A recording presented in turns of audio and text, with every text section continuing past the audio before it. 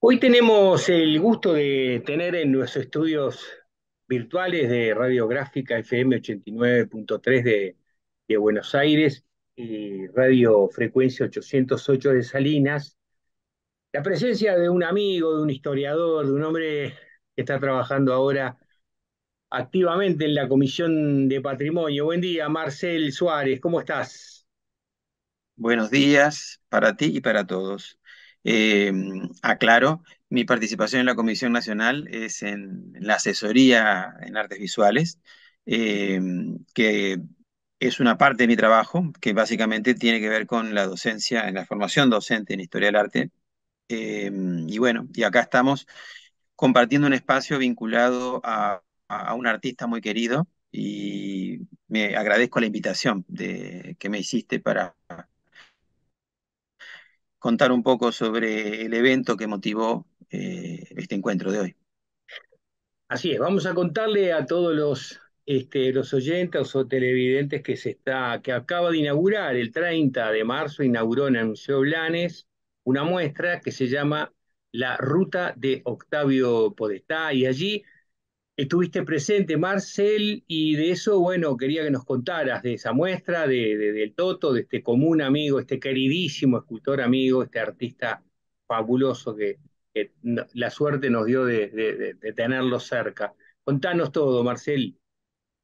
Bueno, el pasado 30 de marzo en el Museo Municipal de Bellas Artes, Juan Manuel Blanes, eh, que está ubicado junto al arroyo Miguelete, ahí en la zona del Prado, en la órbita del municipio C de Montevideo, se realizó un evento muy interesante en homenaje a este escultor que está por cumplir dentro de poco, el 19 de abril, si no recuerdo mal, cumple 94 años, que lo lleva con con mucha alegría y ganas de seguir haciendo cosas. Se le hace un homenaje al escultor uruguayo Octavio Podestá, que eh, vive en esa zona, en la calle Montecaseros, y el municipio ya desde hace unos años, además de otras obras que están en otros lugares de la ciudad de Montevideo, el municipio en ese sector de la ciudad de Montevideo, eh, hace ya unos años que viene planteando la idea de eh, promover un circuito cultural, un recorrido de esa zona, tomando como punto de referencia cinco o seis obras de este escultor que están en espacios públicos. Eh, entonces, si bien se fueron instalando en distintos momentos, la idea fue ahora presentarlas como un conjunto, como un recorrido que se puede hacer, incluso caminando, porque están a una distancia razonable una de otra, y es un tributo de él a la ciudad y también de la ciudad hacia el propio artista, porque realmente ha hecho un aporte muy importante. Yo diría que es el escultor uruguayo más importante de la segunda mitad del siglo XX. Su obra no solamente está presente en Montevideo, hay también en otras partes del país y fuera del país. Yo estaba mirando que ahora, por ejemplo, en la Fundación Achugarri hay una pieza importante que es casi como un eje de ese espacio, o en ciudades como Quichón, en el departamento de Paysandú, cuentan con obras de gran porte. En este caso concreto, hay obras que se hicieron especialmente para determinados espacios y otras que fueron reubicadas.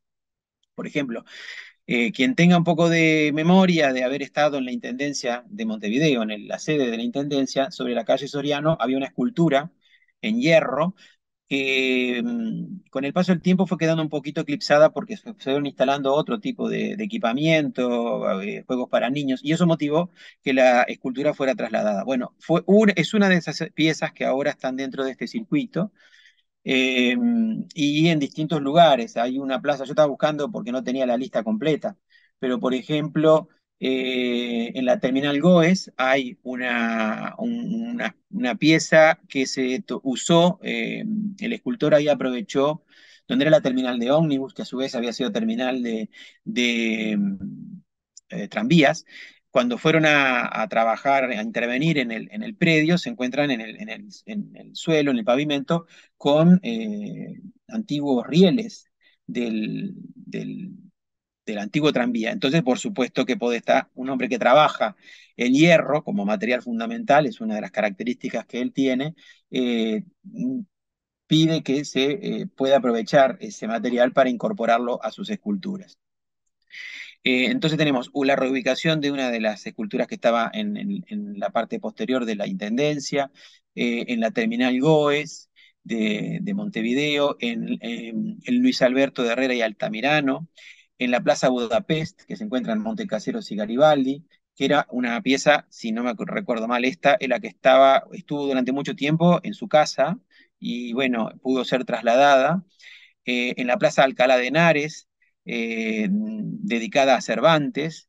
En ese caso es una plaza que yo personalmente no conozco, porque les explico, en el homenaje, en la presentación de esta ruta que se hizo en el Museo Blanes, lo que básicamente se mostraron fueron algunas obras de mediano formato, que son parte de algunas que son del municipio, otras que son propias del escultor, pero las piezas grandes se exhiben, obviamente, allí en fotografías, porque hay que ir al recorrido, hay que irlas a ver, ¿no? En particular, una obra que yo destacaría, que está en un punto que está muy visible para muchos transeúntes de Montevideo y de otros, tanto montevideanos como los que no somos montevideanos, en Boulevard Artigas y General Flores. Es una estructura de más de 10 metros de altura que, a pesar de ese tamaño monumental, no desentona porque, como nos enseña Octavio Podestá, ahí me recordó algo que me contó cuando lo conocí por primera vez, en el año 88, haciéndole una entrevista para un trabajo de una monografía de egreso eh, sobre el monumento al gaucho de José Luis Zorrilla, y él me planteaba que una escultura a cielo abierto debe tener una proporción monumental. Por ejemplo, si es una figura humana de mayor escala que el tamaño natural, porque queda empequeñecida por el espacio que la rodea. Y yo creo que esa elección, que bueno, yo había tomado nota en aquel momento, reapareció en mi memoria cuando él contó, porque la presentación de esta ruta, que se hizo, como decías tú, el 30, fue con la presencia del propio escultor. Y entonces, bueno, ahí el público pudo preguntar, hubo gente bueno, que lo elogió y le hizo público su reconocimiento, además de estar con un buen marco de público también homenajeándolo, porque es una persona que merece ese reconocimiento. Él volvió a decir la importancia que tiene la escala, ¿no? De una escultura con relación a su espacio. No es lo mismo una escultura del hecho de tamaño pequeño, por ejemplo, para estar en un interior. Junto con otras obras en una colección particular, por ejemplo. Pero cuando es una obra para un espacio público, tiene que eh, tener una escala que le permita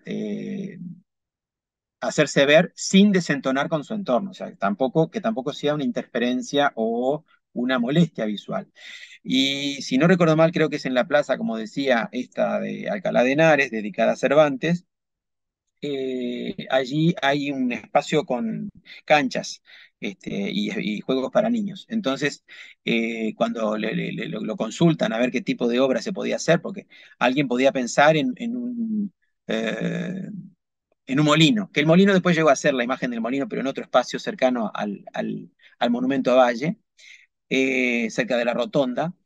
Él vio que necesitaba generarse una estructura que no impidiera el uso de las canchas, por ejemplo, de básquetbol y de fútbol, y juegos para niños. Entonces armó una estructura protectora, o sea, como envolvente o que separa, incluso con algunos materiales, por supuesto que él emplea materiales de desecho, una escultura con color y de metal, que a su vez funciona como malla protectora, por ejemplo, de los pelotazos y que no molesten a los usuarios de la plaza. Y ahí también él dijo algo muy bonito el otro día, diciendo de lo importante que son dos cosas. En primer lugar, el trabajo en equipo. Él dice que como escultor, él trabaja en determinada escala, pero cuando se traslada a una escala monumental, él requiere el trabajo en equipo, requiere el conocimiento de un ingeniero o que le diga los grosores que deben tener las piezas de hierro para que sean estables, duraderas, pero también el saber práctico operario que suelda las piezas, por ejemplo. Y que él decía lo interesante que era que además de su eh, creación, de su concepto original, lo importante que es escuchar e intercambiar ideas con otras personas que van trabajando también y participando en la realización de la obra. Y por otro lado, él decía también lo importante que es escuchar al usuario del espacio. Por ejemplo, él decía, ahí en esta plaza hay unas mesas de hormigón, eso ya no es obra de él, con unos bancos, llamémosle, unos taburetes, también de hormigón. Entonces un vecino, cuando estaban trabajando ahí, le dice, esto está mal hecho, faltan dos bancos porque el truco se juega de a cuatro. O sea, porque era una mesa para juegos de mesa, a lo que se refería con asientos, y decía que había que agregarle asientos para poder jugar más cómodo. Y yo creo que esto lo pinta de cuerpo entero al escultor. Un artista que eh, no tiene pretensiones de pasar a la inmortalidad como un gran genio del arte universal, sino que es un artista que con un gran compromiso, porque no hace una obra meramente decorativa, él hace casi siempre obras que, más allá de que emplea un lenguaje abstracto, porque combina piezas tomadas de desecho de metal y aprovecha las texturas, las formas, él lo que hace es componer conjuntos con esos elementos, por supuesto que recorta, trabaja parte de esas piezas de hierro, busca la manera de ensamblarlas de una manera que resulte visualmente llamativa, que genere, sí, un punto de referencia en la ciudad, pero en un diálogo amigable con la ciudad, no en competencia, y además en un diálogo con la propia comunidad, con los propios usuarios. A él le interesa mucho saber qué opinan. A veces le da gracia porque comenta que cuando hace alguna obra le sale algún comentario, alguna interpretación o alguna crítica incluso de los vecinos, que él lo recoge eso, ¿no? Como un insumo, o para la misma obra cuando está en proceso, o para obras futuras. Entonces, fue una oportunidad, este martes 30, para agasajar a un hombre que ha dejado, y quizá haya alguna obra más, a pesar de su edad avanzada, pero él tiene piezas en su taller que en sí mismo tú comentabas hace un rato que habías tenido oportunidad de visitarlo, yo también tuve oportunidad de conocerlo hace muchísimos años, mi primera visita a su taller, y todo el mundo comenta, todo aquel que lo ha visitado, que es una experiencia realmente interesante, y allí hay obra todavía que puede pasar a un espacio público, tanto abierto como cerrado. En el Sodre, por ejemplo, en la sala, en el auditorio de la Reta, hay un conjunto de piezas de esculturas que incluyen obra de Podestá, o el Teatro El Galpón tiene también en su hall una obra de su autoría. Y como te decía, otros espacios de Montevideo. El Boulevard Artigas tiene varios, ¿no? Hay uno que está estaba mirando por acá, cerca yo lo ubico en la altura sí, del Museo Nacional de Artes Visuales, Boulevard Artigas y Tomás Giribaldi, o sea, más hacia, hacia el sudeste de la ciudad, hacia el sur de la ciudad. No en la jurisdicción de este municipio que yo mencionaba recién. Y bueno, en definitiva fue una muy buena excusa este encuentro para poderlo ver, tener la felicidad de verlo muy bien. Es una persona, ya te digo, que está por cumplir 94 años, con una excelente memoria, con una excelente capacidad de comunicación. No solo pasa por su habilidad artística, sino que es un hombre con un don de gentes, con una capacidad una simpatía realmente y un carisma muy grande. Eh, a esta altura se permite decir lo que le parece sin ningún problema. Y bueno, es un gran maestro que sigue enseñando y nos va a seguir enseñando a través de su obra plástica, pero también a través de lo que nos dice, lo que nos cuenta. Se han filmado documentales con su participación, él ha visitado escuelas, aparte lo conoce, es un hombre muy, muy, muy cercano, muy accesible. Comentaba un conocido allí que cuando una profesora mostraba en la clase una imagen de una escultura, una alumna dice, ese es del Totito, porque popularmente se lo conoce como el Toto Podestá. Y dice, yo lo conozco. ¿Cómo lo hace? Ah, sí, lo conocí, como medio, como que no le creía. Sí, sí, lo puedo invitar. Y al poco tiempo apareció el Toto de visita a la clase. Anécdotas de esas hay varias, ¿no? O a veces el propio Octavio, o Toto, como se le dice a la gente que lo quiere y lo conoce, ha visitado escuelas, colegios, ha participado sin ningún problema en charlas. Te En lo quería personal, yo tuve una preguntar, experiencia que quería, a ver, por lo menos comentar, además de esa entrevista del año 88, date cuenta la cantidad de años, donde yo no tenía ni idea quién era, Podestá, era mucho más ignorante que ahora, y me recibió en su casa con una hospitalidad fantástica, y me enseñó mucho porque me habló de muchas cosas que yo no sabía. Y yo tuve que ponerme a estudiar después, era pre-internet. Entonces me hablaba de otros escultores, no necesariamente uruguayos, del siglo XX, me hablaba de Brancusi, de Giacometti, escultores muy relevantes, o de Henry Moore. sí, te quería preguntar, hablabas recién del concepto original. Si tuvieras que sintetizar o dar idea, porque son obras seguramente abstractas, como bien decías, ¿cuál es el concepto básico que sugiere su obra? Yo creo que parte de una definición elemental de lo que es la escultura, que es un volumen que se proyecta en el espacio, que invade o que dialoga con el espacio, con la característica que él aprendió acá, entre otros maestros, de Germán Cabrera, que fue uno de los primeros que trabaja la chatarra, el uso del hierro como material fundamental, es que el espacio no está solamente afuera de la escultura, sino que se mete dentro de la escultura. Por eso hablo de un diálogo.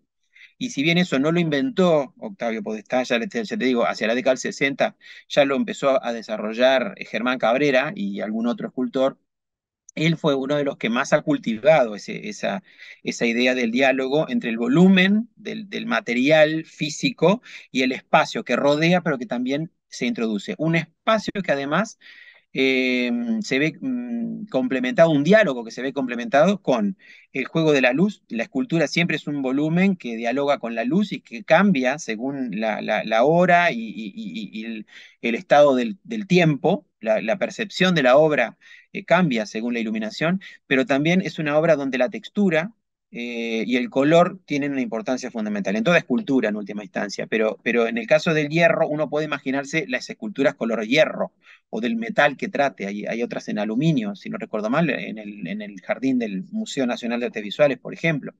Pero en el caso del hierro está el tema de la corrosión, del cambio, así como en el caso del bronce.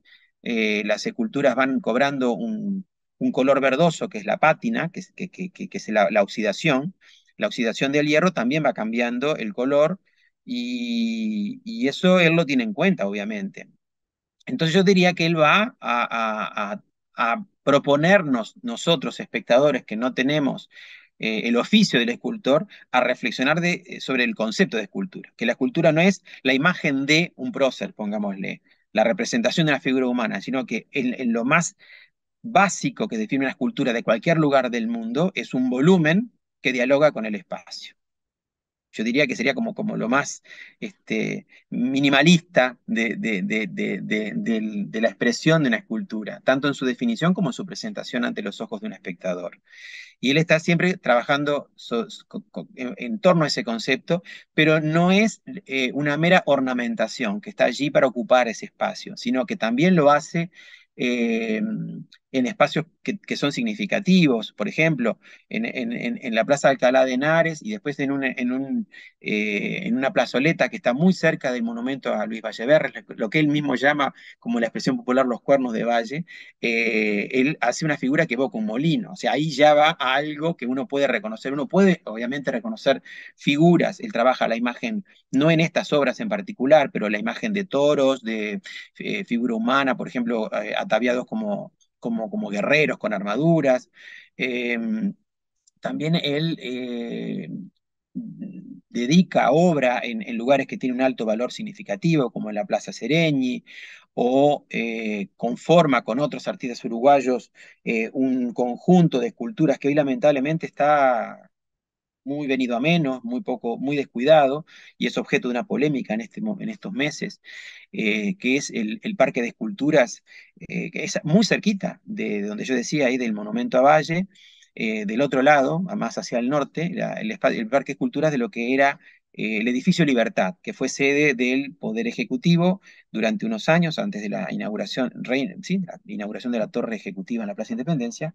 La Presidencia de la República estuvo funcionando en ese edificio, cercano ahí a Boulevard Artigas, eh, y que hoy es un complejo hospitalario. Pero lamentablemente ese espacio que incorpora obra de Podestá, de Francisco Mato, de Pailós, y otros artistas, de Achugarri, por ejemplo, de Germán Cabrera, está en un estado de descuido importante y hay allí una discusión sobre quién debe hacerse cargo de la gestión de ese espacio, porque es un predio que pertenece a la Intendencia, pero el parque fue organizado, armado en su momento por Presidencia de la República ya no está, y el edificio hoy lo administra el Ministerio de Salud Pública, ¿no? El Servicio de Salud Pública, y entonces está esa discusión de quién se debe hacer cargo de un espacio que languidece y está siendo en este momento objeto de un proceso de deterioro muy preocupante.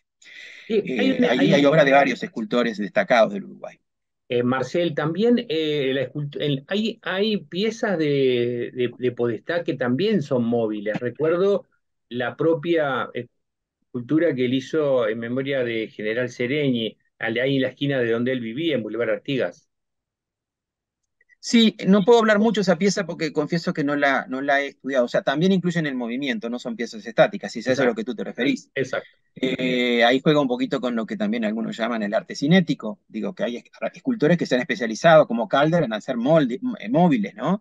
O Tinguely, que generó piezas con motores que las mueven. En el caso de Podestá, él lo deja librado, en ese caso, a un movimiento Del, aleatorio, ¿no? Que no del es, espectador, digamos, del claro, espectador. que no es ocasionado por un agente mecánico, por ejemplo, automático. Eh, bueno, como dejé inconclusa una idea, quería cerrarla. A mí me tocó también tener la experiencia, te decía, en 2016, que fue casual, porque yo no era algo planificado, en una excursión a Nueva York, que organizó la profesora Daniela Tomeo. Tuve el privilegio de viajar con Octavio Podestá, con Pilar González, y a su vez parte del recorrido incluía visitar la casa y taller de Rimer Cardillo, ni más ni menos, que a su vez, porque Rimer fue alumno en la Escuela de Bellas Artes, donde Octavio Podestá se había formado en su juventud, él también fue docente, y fue una experiencia muy, muy interesante verlo a él observar obras de arte, verlo en el Metropolitan mirando, por ejemplo, la obra de Rembrandt, o ver las esculturas de Noguchi, que es un escultor norteamericano de ascendencia japonesa, en el taller museo, y verlo caminar, moverse y opinar, o en el Guggenheim. O sea, era una experiencia extra, además de la contemplación directa de lo que íbamos a ver en esa excursión, ver al artista viendo obras de arte. Y realmente fue un hombre que acompañó de una manera muy, muy didáctica, porque no nos iba explicando nada, era la actitud, algún comentario que deslizaba, verlo moverse, verlo contemplar. También era muy emocionante para quienes participamos en una excursión de personas de distinta procedencia y formación, ¿no? No era específicamente un grupo de investigadores ni de artistas, pero fue muy, muy enriquecedor compartir ese día a día, conocer al Toto cotidiano, aunque fuera de su ambiente doméstico, pero también al Toto artista hablando de otros artistas y de otras épocas. Entonces era muy conmovedor, y era también una forma de aproximarnos a este personaje del que estamos hablando hoy, una persona que realmente, eh, además del patrimonio material que nos está dejando, es portador de un patrimonio intangible que tiene que ver con sus características personales, con su capacidad de comunicación, y a su vez, bueno, que no es lo mismo cuando ninguno de nosotros ya esté acá. Lo que quedan son registros de ese hombre afable y muy buen comunicador con la palabra, de lo que además sabe hacer con las formas y los volúmenes como escultor, como artista plástico. Tal cual. Marcel, ojalá esto que estamos hablando trascienda, porque además creo que el propio taller de Octavio es absolutamente un lugar patrimonial. Lo que ese Ah, hombre sin duda, ha copiado de lo que significan las maquetas de muchas de las obras que hoy son enormes claro. esculturas emplazadas, más otras que fueron ensayos, están en ese piso superior de ese taller que es absolutamente mágico. Es mágico estar en ese lugar y yo creo que debería, así como está, mantenerse como el Museo Podestá por siempre jamás, ¿verdad? Porque es realmente un paseo absolutamente alucinante. Recorrer Conocer su taller es toda una experiencia. Incluso en el evento, la directora de Cultura de la Intendencia que estaba presente, María Inés Ovaldía, que a su vez también es una persona, una comunicadora más conocida como comunicadora a través de medios como la televisión, por ejemplo, y la radio, antes de este cargo que está ocupando actualmente, y ella comentaba su propia experiencia de visitar el taller, ¿no? Y entonces decía, digo, qué es lo que significa entrar, encontrarse con ese conjunto de formas y cómo logra este hombre, y uno lo ve en el taller, en ese proceso de décadas de recolectar tornillos y otros objetos de desecho, y él les encuentra la vuelta para convertirlos en formas expresivas que no te dejan indiferente, que te conmueven, que te llaman la atención, que te obligan a contemplarla, a rodearla. Y ella decía, eh, eh, ahí vi la colección de cruces de hierro de antiguos cementerios más grande que vi en mi vida, porque hay gente incluso le hace llegar objetos. Entonces, por ejemplo, tiene una colección de cruces de cementerios rurales, de cementerios perdidos que se han ido desapareciendo o la vegetación los ha ido tapando y quedan esas cruces anónimas prácticamente, y bueno, algunas las tiene él, unas cuantas según dice Marines, y bueno, y a veces eh, en algún momento las incorpora parte de esos objetos a sus esculturas. No solo está lo que él recoge, ha ido acumulando con el paso de los años, sino que también lo que algunos conocidos le regalan. Él es un hurgador, como le decimos acá, ¿no? A la gente que recorre lugares donde hay eh, cosas tiradas y las recolecta para el reciclaje. Y ahí también entra en juego otro mensaje. En esta época del use y tire, un hombre que hace décadas que trabaja con material de descarte. No es el único, no lo ha inventado él tampoco este procedimiento, esta forma de proveerse de materiales, pero bueno, nos deja también una lección muy grande, una reflexión sobre la importancia de darle vida a lo que uno considera un desperdicio, a lo que uno considera un desecho, ¿no? Y entonces él lo convierte en una escultura. Y eso es una lección fantástica también de cómo dialogar con el medio en el que uno se mueve, que no es un planeta de bienes, de recursos infinitos, sino que los recursos se pueden encontrar caminando por la calle o mirando en la vereda, en un lugar donde hay gente que deja cosas que ya no usa y él las ha ido juntando. Y, tal cual. y parte de eso está en ese taller, que es un lugar mágico, como tú Mágico, dijiste. mágico, mágico. Incluso Ojalá quede hay, algún día como museo público, la verdad. sin duda, bueno, ahora es su casa, es su espacio, hay que respetarlo, pero hay que pensar que en algún momento ese lugar tendría que tener una gestión o un cuidado de que no se disperse, porque lamentablemente la mayor parte de los talleres, de los artistas y sobre todo de escultores han terminado desapareciendo. Hace poco estuve, por ejemplo, en la casa, que ahí está bastante bien, pero igual en una situación delicada, en lo que fue la casa de Severino Pose, que fue uno de los maestros que tuvo Podestá. Severino Pose trabajó en formatos más tradicionales, hizo el monumento a la Rañaga, por ejemplo, que está ahí en 8 de octubre, por ejemplo, y otras esculturas de arte sacro, y la casa taller pertenece al Estado. Ahí funciona una institución que es educativa, que es la UNI3, y ahí están las esculturas y otros objetos personales, archivos, pero habría sobre todo los yesos, cuidarlos más. Se suelen dispersar. Está el taller Zorrilla, que es otro de los pocos que está casi como si lo hubiera dejado en el momento de fallecer, hace casi 50 años. Pero la mayoría han sido destruidos, dispersa su obra, vandalizados algunos de ellos, ¿no? Porque han quedado en una situación difícil de resolver, porque ¿qué se hace con todo eso? Esos objetos en un espacio que no son fáciles de trasladar. Entonces a veces las propias familias de los artistas cuando fallecen no saben muy bien cómo resolver la conservación de esos espacios y de esas piezas y a veces quedan los pedazos. Y por suerte, bueno, en el caso de Podestá, lo tenemos entre nosotros y en el momento en que ya no esté, estaría bueno pensar, creo que él lo debe tener claro, que ese espacio se siga manteniendo, se siga cuidando y siga funcionando como un disparador para conocer la obra de este hombre extraordinario que es Octavio Podestá. Muchísimas gracias, Marcel Suárez, por este recuerdo. Es un placer hablar de un amigo en común y bueno, seguiremos ya conversando sobre otros proyectos en los que estás embarcado. Muchas gracias por este Bueno, rato. muchas gracias a ti, lamento si me extendí mucho, pero es un hombre que da para... Porque realmente cuando me tocó conocerlo, a mí me abrió las puertas, las ventanas, todo, hacia el mundo, en este caso de la escultura, y yo iba a hablar de una cosa y él me paseó por la historia de la escultura. Y bueno, de alguna manera su obra sintetiza la historia de la escultura de la humanidad. Yo creo que esa podría ser también una forma de presentarlo al Toto. Muchas gracias. Chao, Marcel. Gracias a ti. Chau, chau.